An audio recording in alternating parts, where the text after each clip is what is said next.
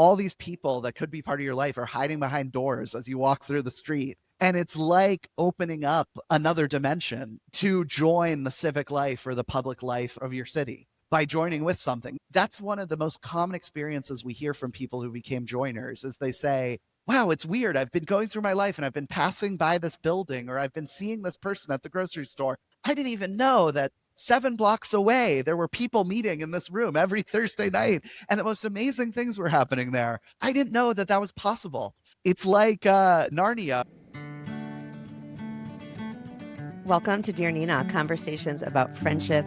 You are going to get a lot out of today's episode because you write to me about being lonely, or you write to me about having friends, but not really feeling like you have as many close friends as you would like, or as many variety of friends in your life. I hear from people who feel that all their friends are exactly the same age, look exactly like them, think exactly like them, and they would like to expand their world a little bit. I also hear from people who want to do good work in their local community. We've done episodes here already about hyper local. That was one of the monthly challenges on this show, was to do something hyper local with a person. It was less about an activity and more about a personal friendship, because having proximity in our friendships is so important to our happiness and to the success of a friendship, is making it easy to see the person. And of course, it's easiest to start with someone who lives near you.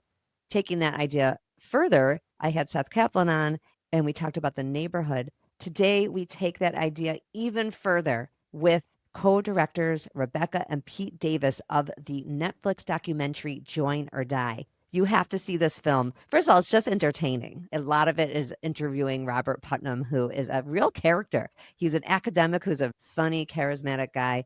He wrote the famous book Bowling Alone, which researched into American community and the decline of people joining different clubs and organizations that make our country function. Let's get Rebecca and Pete Davis on here to talk about their incredible film, which I do hope you will see, but you will appreciate this episode whether you saw it or not. All right, Rebecca and Pete, welcome to Dear Nina. I am so excited to talk to you. Thanks for having us. Glad to be on. Hello. So great to be here. You're my first brother-sister combo, which is kind of cool. Honored. In a podcast about friendship, I don't have a lot of family people on. We are also friends, I will say. Yes. A nice I love that. That's great.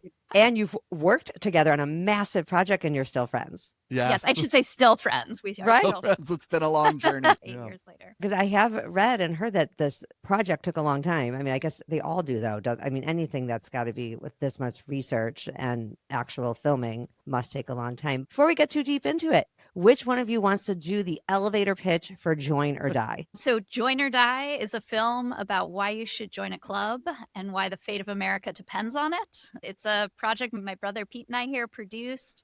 Took about 6 years, and it features the work of social scientist Robert Putnam, who famously wrote a book called Bowling Alone that came out in the year 2000 and was looking at the decline in American participation in things like bowling leagues, which is where it got the title from, but then broadened out from there to larger participation trends in religious life, in unions, and even our informal trends, and found that they were taking a pretty steep dive. We teamed up to revisit that work now 25 years later.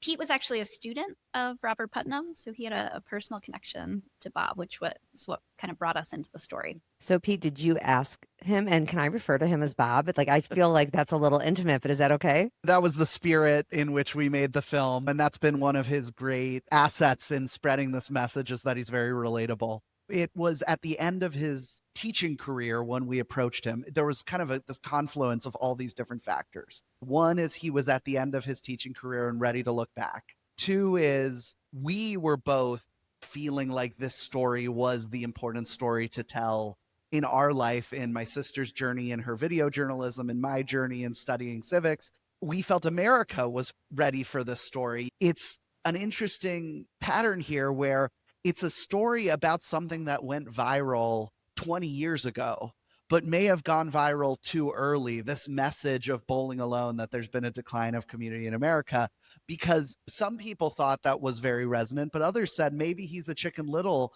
that's saying the sky is falling. But everyone today believes the sky is falling, and they're all looking for answers. And we really believe this story of community in America might be one of the most fruitful areas to look into for answers. For me, someone who's been writing about friendship and community in some aspects too, but I really more deal with the interpersonal friendship stuff. But for over a decade, nothing about the film surprised me in terms of how important it is that we have community. I was very surprised, though.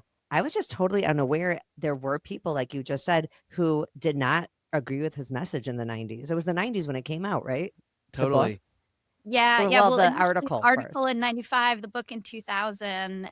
What you say to friendship there and kind of these two different realms between friendship and community. I think from Pete and I's perspective and working on the film, we kind of see friendship as the foundation building block on which all community ends up getting built. First, that neighbor to neighbor connection that says, let's do something with our collective power that's bigger than ourselves. It can really go both directions. I often say that they're different in that community exists, hopefully, whether you're friends or not. That you don't have to necessarily really want to spend a ton of one time with somebody in order to want your neighborhood to be cleaner, better, more functional. That community exists kind of without you. And whether you're tired that day and you don't feel like it, you're not in the mood, hopefully that community is still existing. I think of religious institutions this way, and why they function so well and teach a lot to people is, I'm Jewish, so that's my context. That synagogue service is happening every Shabbat on Saturday, whether me, Nina Badzin, feels like showing up or not. That to me is community. It's not just dependent on a couple of friends. It is above us and bigger than us and kind of more important than us as individuals. Sometimes I think people confuse it, community and friendship. It's like we have to be willing to give to the community, whether or not personally is something Totally. that feels good. Totally. And it shows so many aspects of this. It's like a 1 + 1 = 3 thing where a community is somehow more than just the sum of all the relationships. But it also shows, and one of the points we've been trying to make with this film, it's kind of a subtle point, but it gets across, is the stuff that makes up that important aspects of community, whether it's religious life or fighting City Hall together or building a democracy or a whole country together, is the apparently goofy social aspects of it, just having fun together, having a potluck, being part of pickleball leagues, things like that. It cannot be separated fully from the quote unquote important work. That usually all of this is kind of running together. We can't sleep on the basic social skills of running a meeting or throwing a good party or gathering if we care about these other things that are happening on a larger scale. Yes, part of what I do to personally push people towards being involved in their community is to say, you'll make friends. Hopefully you'll make friends. So like, as I say, it goes both ways. I push it from both angles that we need the communities because we need the communities for all the reason that you talk about in the film, our democracy and learning leadership skills. But also, we need friends in our lives. And that is one way to do it. We don't have to reinvent the wheel. There's all these groups out there that are desperate for members.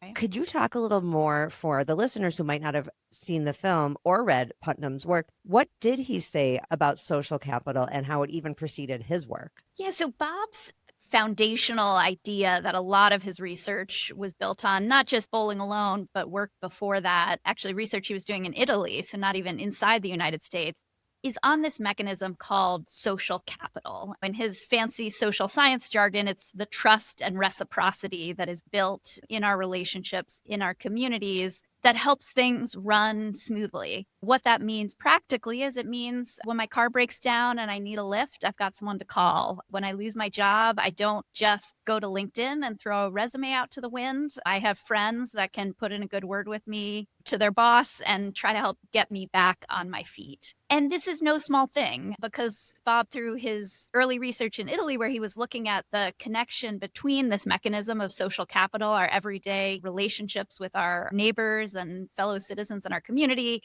it actually doesn't just have a big impact on our lives and on our street.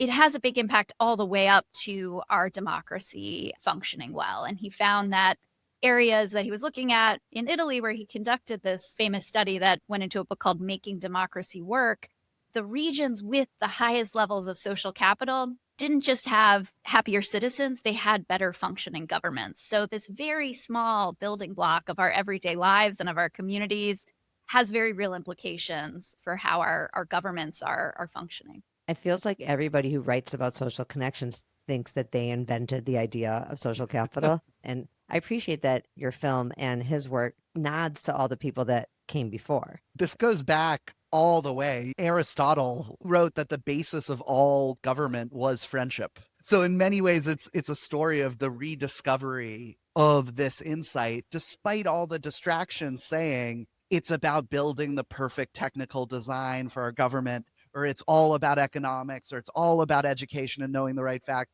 It's a constant rediscovery, and Bob's the latest iteration of this. Even beyond Bob, just the people rediscovering and being interested in this movie and this topic, podcasts like yours in the last few years, the rediscovery that we can't do this alone. We got to be asking the question, what are we doing alone that we could be doing together?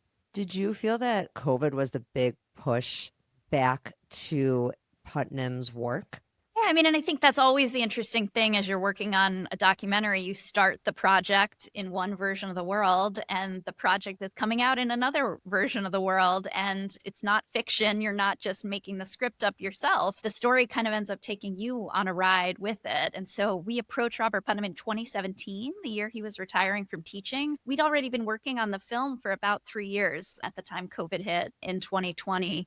I think our initial interest was kind of looking at this social capital and kind of democracy connection. What COVID did as we kind of reshifted our focus area there, halfway through production, was it brought that personal aspect of social capital, the mental health aspect, the physical health aspect, that much more, I think, to the forefront of the themes that we were digging into in the film. And we ended up bringing in the Surgeon General, who made loneliness and isolation, a hallmark of his time in office, as well as a researcher, Julianne Holt-Lundstad, that was advising the Surgeon General on some of his major reports into the story. And then as we've now released the film and been touring it for the last 2 years, we're releasing it in a moment that the whole world has just lived through a naturally occurring social science experiment. So if there was any question as we embarked on this film, what would the world be like if we just lived in our computers? We don't need data to know that it's not a pleasant world to live in. I think it's made us that much more ready to really engage with, well, then what do we want our world to look like as we move forward? And as new technologies increasingly become more of that conversation day after day now as well. Tell me about the title and who thought of it. Was it one of you or it was a team? How did that come out? Because it is a very powerful title. Really, we are defenders of our title. Some people have said to us, this is a very aggressive title for the most hunky-dory film out there about just like friendship and community. We really believe the stakes are that high. We really do believe it is the shortest way we can get across the message of this film. On a personal level, we know join or die is true, which is that your chances of dying in the next year are cut in half by joining one group. Social isolation is as big a risk factor as smoking. We know why that works. It's friends that drive you to doctor's appointments. It's friends that encourage you to join a running club. It's friends that see a mole on the back of your neck and tell you to get that checked out. It's friends that make you happy, as the largest longitudinal study on happiness. The conclusion was it's good relationships that lead to happiness, and that leads to good health. So on an individual level, it's true. On a civic level, that's the whole of Bob's research. It's basically 40 years of findings that the most important thing for a nation to survive is if there's a strong civic culture and associational life in the country. And we loved this nod to our American heritage, which is that one of America's probably founding joiner, one of the co-inventors of the public library and the volunteer fire department and the Continental Congress, Benjamin Franklin, was the original political cartoon that said invented the phrase join or die as one of America's first phrases. We're standing by it as the shorthand for everything we're trying to get across. It's really perfect. What would you call it otherwise? You should really join a club. No, join or die is so good. I really liked the example in there Bob had found in Italy of the regions that had the more daycares, for example. That was like a really good concrete, I'm not explaining it well. You guys explain it. It's that this study that he embarked on, by the time Bob came out with Bowling Alone, he had already spent 20 years, a good 1/3 of his career, as an expert in Italian political science. So he was kind of famous for, a whole other field of study before he came to his famous work, Bowling Alone. And It was a study that he embarked on after 1970. Italy went through this incredibly transformative moment where they went from having all of the power in their government centralized in Rome. So Rome was doing all the decision making and then putting out decrees to the different regions about what would happen. And they decentralized that central power from Rome to regional power, so distributed among the regions, similar to the system we have in the United States today, where there's federal power, but then also states doing a lot of their own decision making. So Bob came in on year one of this experiment in Italy and decided to say, let me follow all of these different regions in Italy and see which does well at their democracy, which has a little bit of a harder time, and why. That book that came out of the project is called Making Democracy Work. Bob takes on these incredibly ambitious research challenges, similar to what is going on with community in America, a very large question for a researcher to take on. He did not go into the study with the thought, I bet it's going to be social capital. That was something that came out to him later. He went in with open curiosity. Maybe it would be the region with the most education. Maybe it would be the region with the best economics. But what he ended up finding is, yes, those things did have an impact, but the largest predictor of success of democracy in a region was, were the citizens participating in bocce clubs? When the government said they were going to get a child care center built, as you mentioned, did it get built, and did it get built in a timely manner? Were the citizens voting? Were they engaged in the civic fabric of the community? And the regions with the highest civic participation ended up being the ones where the government was getting stuff done and where the people were reporting, we trust our government and we feel satisfied with the job that they're doing. It was with that foundational research that when he turned his eyes back to the US in the mid to late 90s, it was actually Bob's wife, Rosemary, that tipped him off. Their local city was having a hard time getting people to join the Parent Teachers Association. And that threw up Bob's antennas because he said, oh,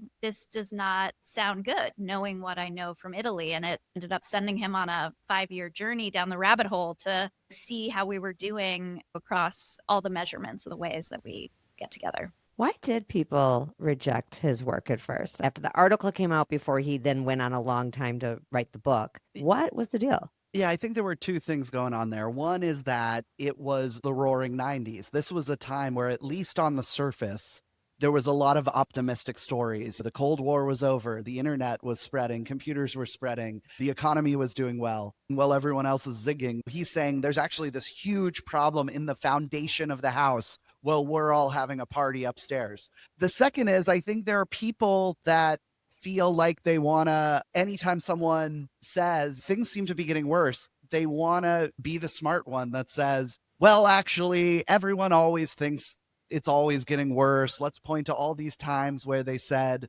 things were getting worse. But the truth was, it was actually getting worse. It was not, as the Gen Z would say, it was not just a vibe. And because Bob went out and he spent 5 years proving that it was not just a vibe, that we were joining less. He found studies of unions, and we went from a third of Americans being part of unions to 6% of Americans.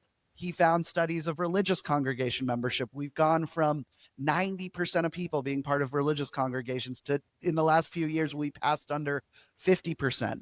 He went across over 100 different civic organizations and found the line going down. If people said, oh, well, we're getting together in different ways, he's like, okay, I'll study informal connections. We're card playing less. We're going to each other's house less. We went from 5 picnics a year to 2 picnics a year. And if you just ask really general questions like, are you a member of any organization in whichever way you want to define it?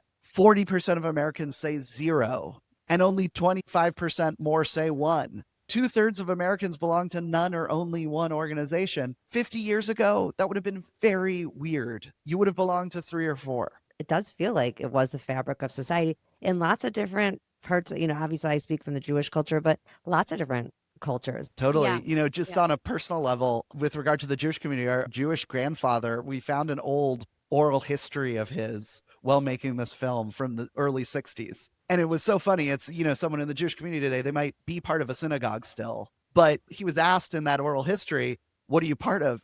He was part of a Yiddish theater. Oh, He yeah. was part of a rotating credit insurance association. He was part of a group of people who had immigrated from the same town, but now we're living in Pittsburgh and we're sending, remittances back. And he was part of the synagogue. It's the story of, even if there's still your religious congregation membership, 60 years ago, the same person, and he wasn't a super joiner of his time relative to his neighbors. He would have been part of 7 different things related to that religious community. We encourage anyone to go into your own family history, ask your grandparents, go to your local historic society, find pictures of Main Street. You'll find that there was an Oddfellows building or any other types of organizational life. We often talked about the book, The Lorax, while we were making this film. The Lorax is the story about someone being told that there used to be these truffula trees everywhere. And it was so amazing how we used to have these truffula trees. That's what we wanted to capture, but in this film, there used to be a much richer civic life. And the goal is not to get back to that exact civic life. We're not nostalgic for the 50s. Lots of problems there. The goal is to repopulate it in our own spirit today at the same levels. And so that's going to take a lot of civic creativity on all of our parts. It really does. And even when we're joining things, like sometimes they're watered down, and this will be the last Jewish reference, I promise, but I sometimes can't help it. I think about like Shiva, which for my listeners who don't know, traditionally when someone dies, you have 7 days time when people can come and pay their respects, and it's not a party and it's not tons of food the way it has now become. Sort of what has happened in the non-Orthodox community, you can barely get anyone to do it for 3 days. Usually now it's 1 day. Think about what that is to have everyone come in 1 day. It's not the same tradition. It's like a new thing, and I actually think it's a worse thing. It's very overwhelming for the mourner to encounter 300 people in 1 day. That speaks to how foundational community is to our culture. This is not an accident. That was by design, that was baked into that religious tradition, and countless other examples in other religious tradition where the practice of community was deeply embedded in the rules and the tradition. Without community, you cannot sustain the work. And I think there's a lot to learn, from our religious traditions and the practices they build into them that keep people coming back and that deepen the community and the bonds and the friendship and the connection. And the obligation. There's like, Exactly. then that's part of what I guess I mean between friendship and community. You have an obligation to your community if you take it seriously. And that's the advice we tell people now, and it's a little bit countercultural. We tell people, if you are struggling with membership in your club, you need to think about how can you make it harder, not easier. I love that. When it's harder, it embeds deeper into the hearts of those that are involved, and they feel like it means something. If they come and go, the other people in the group will feel hurt by them because they are important and they need them there to run the meeting. But I think increasingly, as our culture has become more and more transactional, telling people, making it harder, making it less efficient is actually the secret to making it sustainable. And our great religious traditions know this well. You don't carry on traditions that last for thousands of years if you aren't baking in that level of commitment. Yes, making it harder. That really is interesting. And then it means something. It means something if you're not there. People miss you. And that's where the friendship part comes in too. Like you're missed, you're noticed, you're seen, you're acknowledged. And people care if you show up, but not if you don't put anything in. You have to put something in, right? Yeah. And, I think that dovetails with another question we get a lot, which is about technology. And that's a way to investigate it. If it's a chat that when you leave the chat, no one says, did Rebecca die? Is she sick? Is she ever coming back? It's not building the same type of bonds as the person who's ready to come to your house, who knows where you live, and is going to knock on your door if you don't show up one day. Yeah, I have a friend who jokingly proposing that there should be a movement where people, instead of saying I'm spiritual but not religious, they should start saying I'm religious, though not necessarily spiritual. Whether spiritual is good or bad, the point they were trying to make was that the religious aspect of religion, not just the spiritual aspect, there's one part that's about belief and God and connection with the divine and the other world. That's part of it. But the other part is not something you can just drop, because that's a huge part of it too. That's the part of the community, the ritual, the connection that's applied to religion. But one of the things we're trying to get across with the film is this can apply to everything. every club, every organization has some mission or purpose that is its surface level mission and purpose.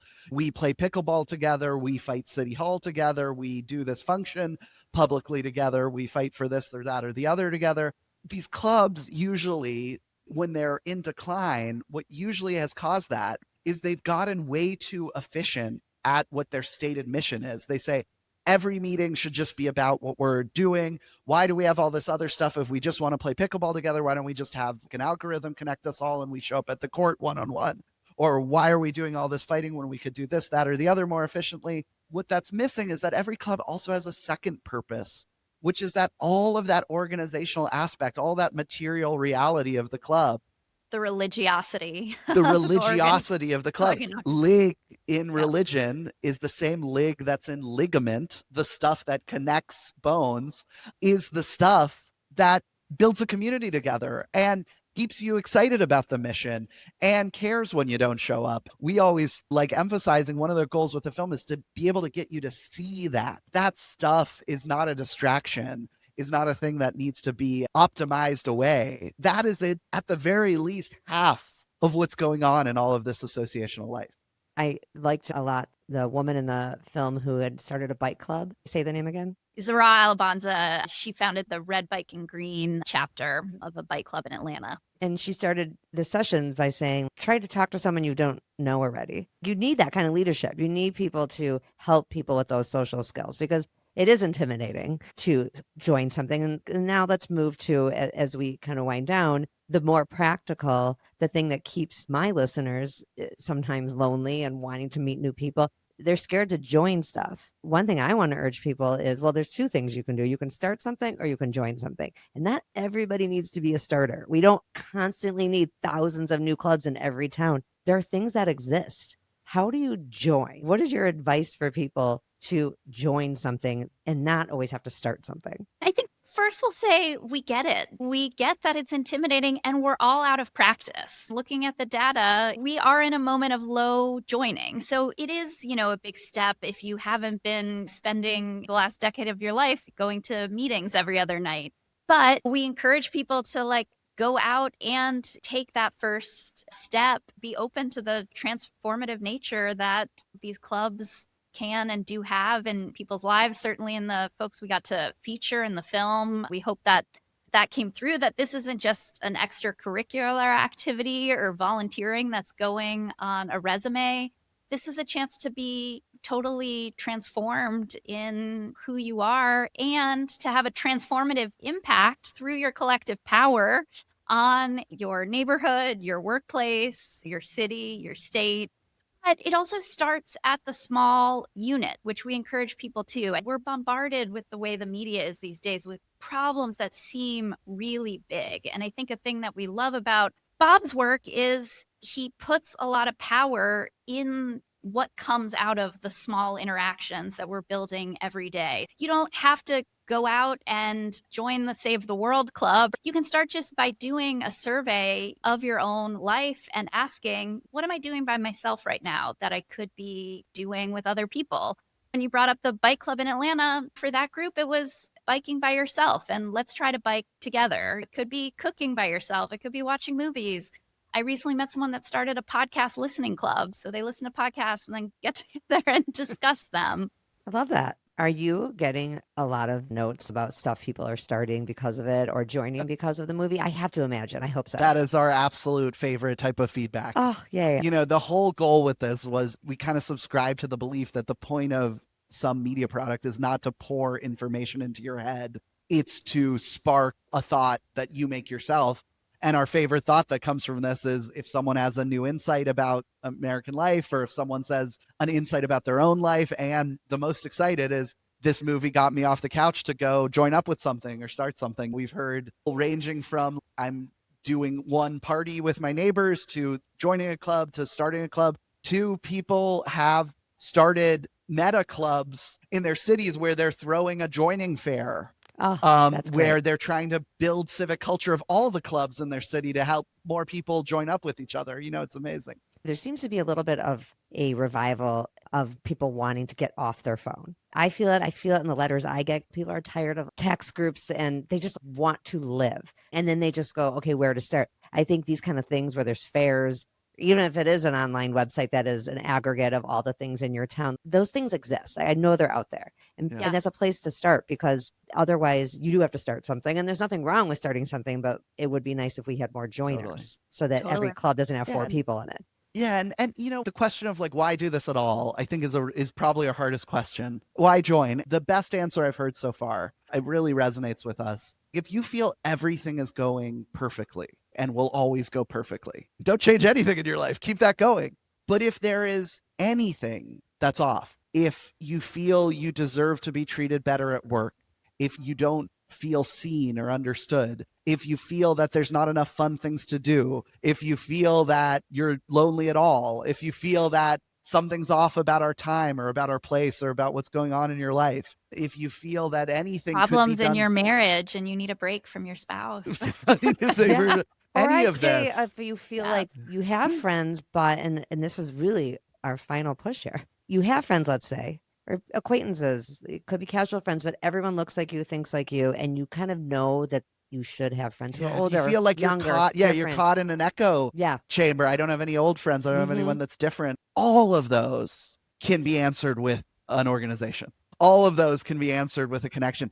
I've been really excited by the idea of all of this is already there. All these people that could be part of your life are hiding behind doors as you walk through the street. And it's like opening up another dimension to join the civic life or the public life of your city by joining with something. That's one of the most common experiences we hear from people who became joiners, is they say, wow, it's weird. I've been going through my life and I've been passing by this building, or I've been seeing this person at the grocery store. I didn't even know that 7 blocks away, there were people meeting in this room every Thursday night, and the most amazing things were happening there. I didn't know that that was possible. It's like Narnia or whatever. It's I was going to say there. like Harry Potter. Yeah, it's like there's a parallel life. There's a parallel life waiting there called public life.